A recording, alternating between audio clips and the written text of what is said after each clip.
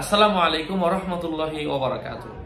আজকে আমি আপনাদের সাথে আলোচনা করব ফরজ গোসলের পরে ওযু না করলে নামাজ হবে কিনা এই বিষয়ে ইসলাম কি বলে। আলোচনা বুঝতে ধৈর্য ধরে সাথেই থাকবেন। ফরজ গোসলের পরে ওযু না করলে নামাজ হবে কিনা। ফরজ গোসলটা আপনাকে এমন ভাবে করতে হবে শরীরের অঙ্গ প্রত্যঙ্গের প্রত্যেকটা আনাচে কানাচে পানি পৌঁছাতে হবে, নতুবা কিন্তু ফরজ গোসল হবে না।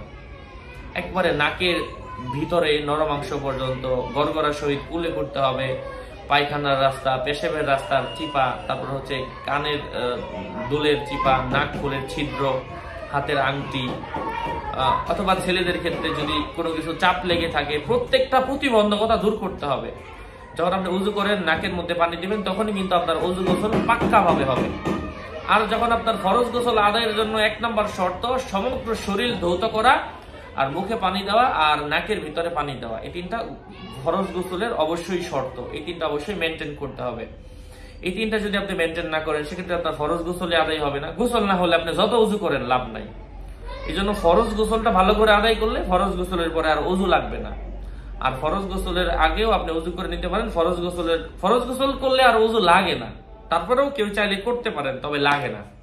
আল্লাহ তাআলা আমাদেরকে বোঝার তৌফিক দান করেন। ভেরিফাইড চ্যানেলের ডিসক্রিপশন বক্সে ক্লিক করলে পেজ এবং আইডির লিঙ্ক আসবে। এর বাইরে অন্য কোনো পেজ নাই। আইডি নেই, আমার নাম আর ছবি থাকলে ওইটা আমি না, প্রত্যেক ভিডিওতে আমি সাবধান করি, সতর্ক করি। আসসালামু আলাইকুম ওয়া রাহমাতুল্লাহি ওয়া বারাকাতুহু।